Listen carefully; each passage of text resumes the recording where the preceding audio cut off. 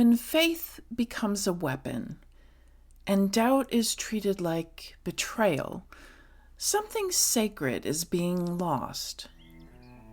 Let's talk about power, control, and the kind of love that leads us home. Welcome to Spiritual Geography. I'm Joni Miller.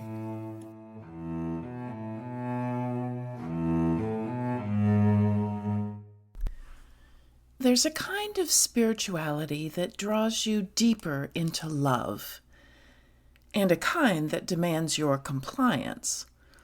Sometimes it's hard to tell which one you're being asked to follow.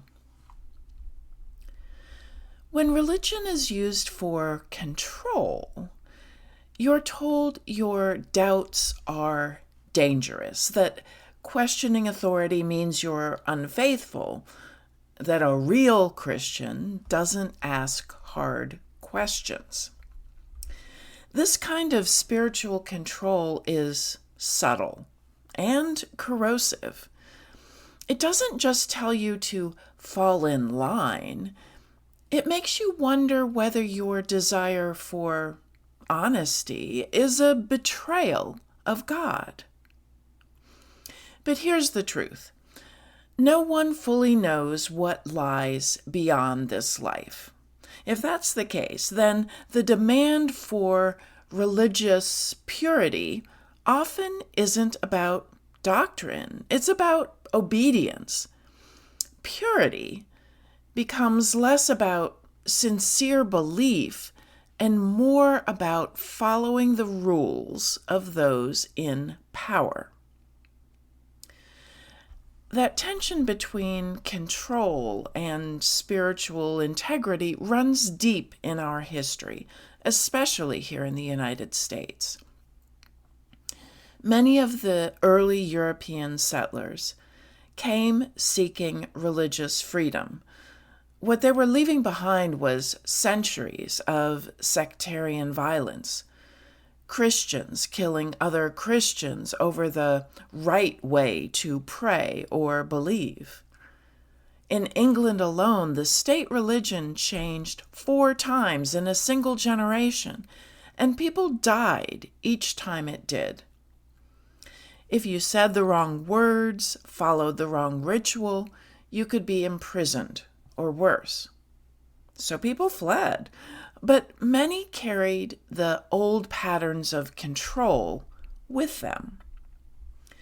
They wanted freedom for their version of the truth, and only their version. When religion becomes a tool of control, it stops being about the sacred and starts being about power. And not just any kind of power over, the kind that tells you to stay silent, that punishes disobedience and demands loyalty. It's the same dynamic we see in emotionally abusive relationships, where questioning is treated as betrayal and compliance is mistaken for connection. You can see it all through U.S. history. Roger Williams, a devout minister, was banished from the Massachusetts Bay Colony in the 1600s for refusing to enforce religious conformity. He believed, in his words, that forced worship stinks in God's nostrils. So he left and founded Rhode Island, one of the first truly pluralistic communities in the colonies. But that vision was the exception. My home state of Maryland tells a more fragile story. It was founded by Catholics seeking refuge and passed one of the first laws protecting religious freedom. But that freedom didn't last. Within a generation, Protestants took power and repealed the law. Catholics were silenced and pushed out of public life. The pendulum swung back toward control. So what do we make of that tension? It's important to say this too. I've seen how religion, when rooted in love, can offer deep connection, provide stability, and foster hope, courage, and peace. But that's not always the version people are handed. Sometimes religion can be a convenient excuse for domination. The more divided a society, the easier it is to control. And religion, when weaponized, can draw those dividing lines with terrifying precision. From colonial America to now, religious freedom has often meant freedom for me, but not for you. And we still see it today. Some Christians are cheering on war in the Middle East, not because they seek peace or justice, but because they believe it fulfills prophecy. They don't see suffering, they see signs.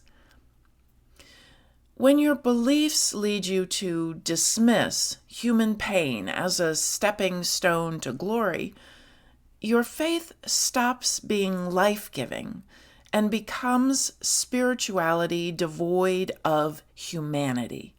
And that's dangerous.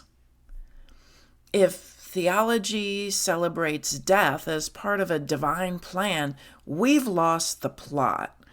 That's not spiritual integrity. That's not about love. That's power over, disguised as faith. So we have to ask, what kind of Christianity are we talking about? The Christianity of enslavers who baptized those they held in chains? Or the Christianity of Harriet Tubman, who followed the voice of God on the Underground Railroad?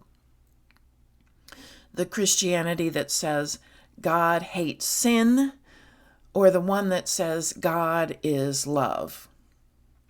Because once Christian becomes a weaponized label, you start hearing things like, real Christians don't question. Real Christians vote this way. Real Christians oppose gay marriage. Real Christians don't believe in evolution. And suddenly, faith isn't a path. It's a fence. Spirituality shouldn't be a checklist of beliefs you're not allowed to question. If your faith can't handle doubt, that's not faith. That's fear, wearing the mask of certainty. We see this today when Christianity is used as a litmus test for political loyalty, when real Christian becomes code for a voting bloc. Faith was never meant to be a weapon. It was meant to be a way of walking toward love, with love, in love. In my spiritual geography workshops, I often remind people you can sit next to someone every Sunday for years and never realize you believe very different things. Labels like Christian or believer don't capture the lived complexity of what any of us hold sacred. We each see the divine through our own lens, shaped by experience, tradition, trauma, longing, and love. No one sees the full picture, which means no one gets to claim absolute authority over God. Love doesn't seek power over. Love moves with. That's the difference. Power over coerces. Power with connects. Power over demands silence. Power with invites truth. Power over wants control. But power with The kind rooted in compassion and integrity helps us grow. There's room in spirituality, in faith, for reverence and mystery. Room to not know. Room to grow. So if someone tells you your questions mean you're not faithful, ask yourself, faithful to what? To fear, to control, or to the sacred impulse that moves us closer to truth, compassion, and love? That's the kind of spirituality I want to grow. The kind that honors tradition but stays rooted in compassion. The kind that doesn't just ask for belief but invites becoming. The spirituality that brings me closer to love. We don't understand the mysteries of the universe, but we can grow more love. Love for ourselves, love for others, and love for the infinite mystery that lays beyond our understanding. Thank you for tuning in.